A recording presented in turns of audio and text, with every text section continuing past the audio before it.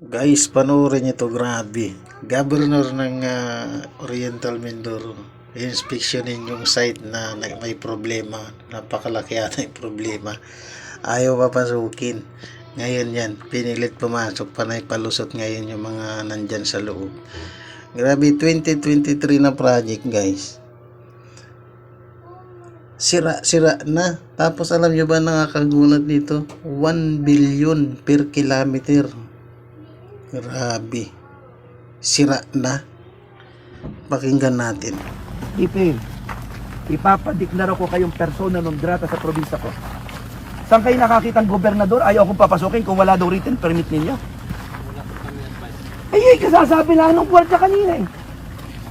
May advice kasi yung sandwich na nahuli lang yung info ng kwarta siguro. Grabe kayo. Tandaan nyo ito. Ako ang gobernador sa probinsyang ito. Pinoproteksyonan ko lang kami, tas ganito kayo nagninegosyo. Sasabihin nyo hindi pwedeng pumasok dahil wala kayong written permit? Wala po kami advice. Ano walang advice? Sabi ng gwardya. O ngayon, ipuputo ko lahat ito. Nananahimik ako ng ilang panahon. Tingnan natin kung gaano kapalpak ang trabaho nyo dito.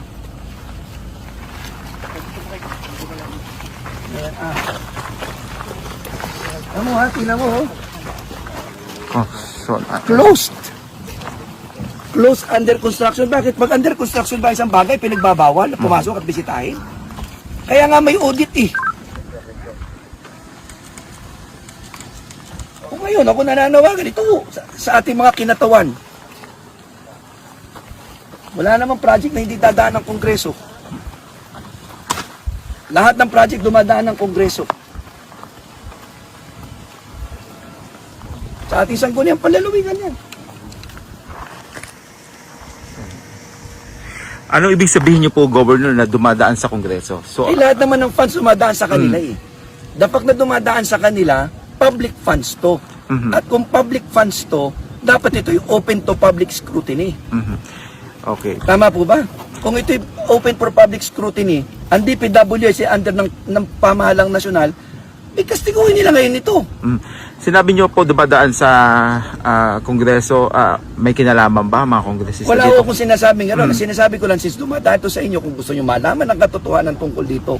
Alamin nyo kaloob-luman, sino ba nagpondo nito? Sino nag-insert ng pondong ito? Ako, uulitin ko, nagpapasalamat ho ako sa napakalaking pondong nilagay sa probinsya namin. Maganda naman sana eh. Ang gusto nga lang natin maiayos ang design. Ang original na gusto ko dito, ang design sa halip na buhangin ng gitna, konkreto na buo. In-explain ko na yan kay Director noong 2023. Sabi ko, ayoko niya. Sabi niyo, maganda gob ang disenyo niyan. Ilang buwan ko yung pinatigil ang construction. Sabi niyo, gob maganda yan, napakaganda ho niyan. Dire-diretsong boulevard. Eh bakit sabi niyo putol-putol kung dire-diretsong boulevard? Ikalawa, bakit naman ang loob ng ginagawa ninyo napakanipis na konkreto? Uulitin ko, 1 billion per kilometer. Hindi ko may paliwanag sa akin yun personally. Alin yung Governor binabanggit niyo nung gumuho na noong 2024? 24, bahagi na ho nito yun. Tama? Bahagi na nito. Sa Yun barangay mismo. Dito na mismo, sa Mulawin. Bulawin. Gumuho na yun ng 2024. Yan ay project ng 2023. Gumuho, July 18. Nireport na yan. Sinabi ko na yan kay Direktor. July 18. Ginawa. Tapos ganito na naman. Hindi ho ako nagkulang. 3 taon ko itong ibinibilin sa DPWH. Pagpasensya na Direktor. Pero nasobrahan naman yata ngayon ang instruction dito. Akala ko nagtutulungan tayo para masolve ang problema. Hindi ko lang ho talaga matanggap na pagbabawalan akong pumasok nang walang instruction ninyo. Sabi ng gwardiya dito sa construction ito. Governor, sa 3 taon, 2023, 24 hanggang ngayon, magkano na yung nailang pondo dito sa